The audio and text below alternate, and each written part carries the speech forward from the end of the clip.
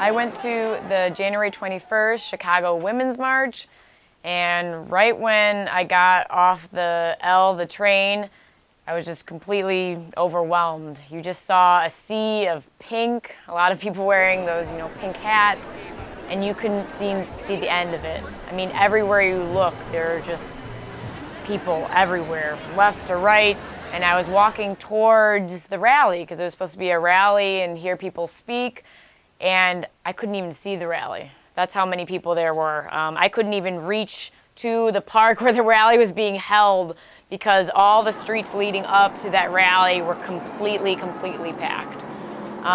It was just a great experience. I mean, to be honest, I go to protest rallies all the time, and I haven't been to a protest this big, I think, in my lifetime. The only one I would compare it to would be the 2006 immigrant marches that were huge, but this was just massive.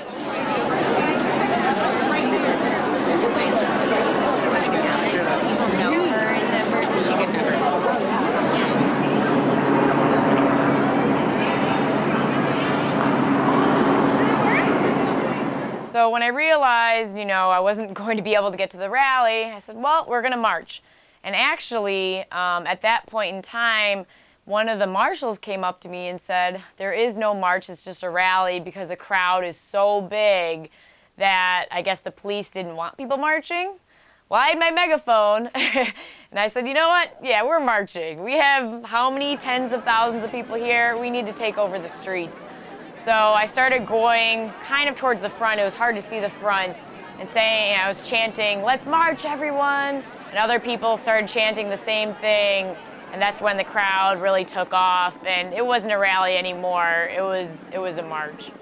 But the interesting thing is, even when I started doing kind of some typical chants that you do at the protests that are pretty common, most of the people didn't know the chants.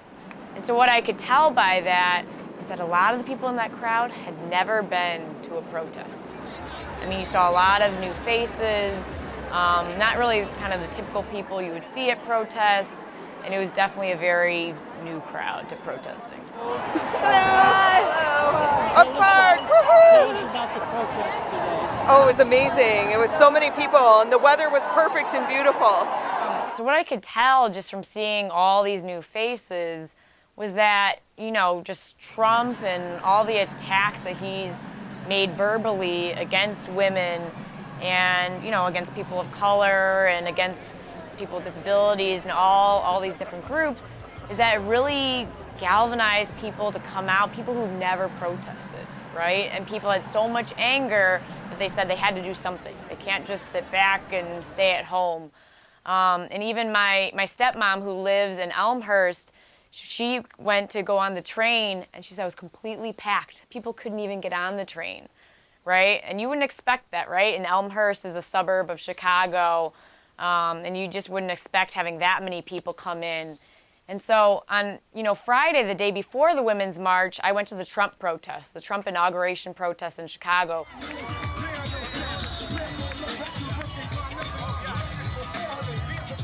Completely different crowd. There's a lot of the same kind of typical people you see at marches, just because, we know a lot of the activists in Chicago. It was mostly people of color. A lot of Black Latinos and Muslims as well. It was obviously more men than Saturday, but just very different experience. A lot of confrontations with the police. There are at least 12 arrests. A lot of aggressive arrests, what people reported. The crowds were going all over the place. They weren't following any sort of protesting permit. They took over Lakeshore Drive multiple times.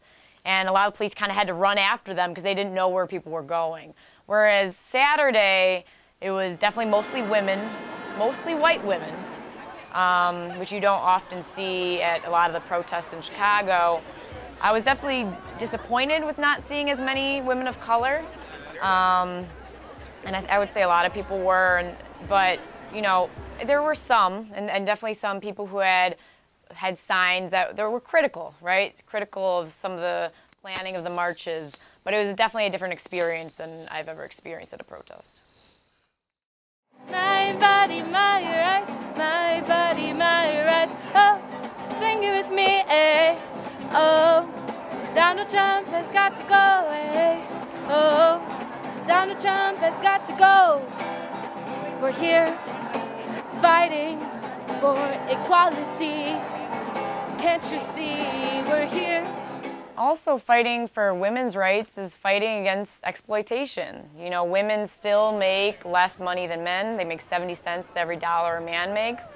They're still treated differently in terms of how a doctor sees them. If they come with the same problem, doctors tend to give them less anesthesia and just take them less seriously. And that's even more so for women of color. And we see, you know, there's a lot of rights we're still missing. And a big problem of this is not just women, it's for the capitalist system, right? And if we're not fighting against all exploitation, you're going to continue to see women getting exploited. And we see that in the workplace, you know, women getting harassed, women not getting the leadership roles. And there's still a lot of issues with that we need to work on. And frankly, I don't think this is something that we can fix with the two-party system. I do believe that we will need a third party. My name is Laura. So what we're experiencing with Trump really isn't new. It's an exacerbation of the policies that Obama, he didn't even start them, right? He really just stepped to the plate to deport as many people as he could within his administration. Didn't really fight for any immigration rights down in Washington. And additionally, right, the neoliberal policies that have been exported to Mexico during his administration have been deadly, right? Resulting in thousands of disappearances and murders. So I think Trump just follows in the line of neoliberal, very deadly policies that the U.S. has had towards Mexico and other parts of the developing world. One point I really want to emphasize is that if we're going to have a successful feminist movement, it has to include all people of color. It has to include transgender women, femmes, people who are, you know, gender queer, gender fluid. Because if it's not including all these people, we're not going to be successful. Because that's not including all women, right? All femmes. And so one thing I want to emphasize is that, you know, even back in the feminist movement when they're fighting for women's suffrage, Susan B. Anthony, who was one of the key leaders of the feminist movement, she was not for black people having the right to vote. I mean, she's even quoted here as saying, "I will cut off this right arm of mine before I will ever work or demand the ballot for the Negro and not the woman." Right? And so a lot of those movements, they're all white, and they did not support black women. And so we need to make sure in planning any of these protests, because I know there's some critiques in how some of these protests were planned, that women of color and transgender women and everyone needs to be included from the start in the planning. Or we are not going to be successful for women, for fighting for equal rights in all of these issues.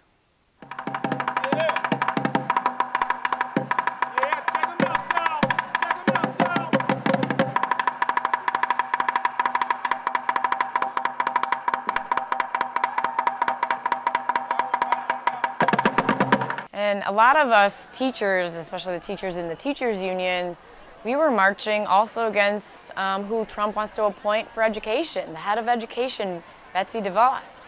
You know, and she said blatantly how she wants to implement a voucher system where families would get money and could take their kids to private schools. And that's going completely against, you know, the whole American system of public schools. And if you see the best schools in the world in Finland and other countries, they have strong public schools. You know, she's also very much pro-charter schools and pro-privatization.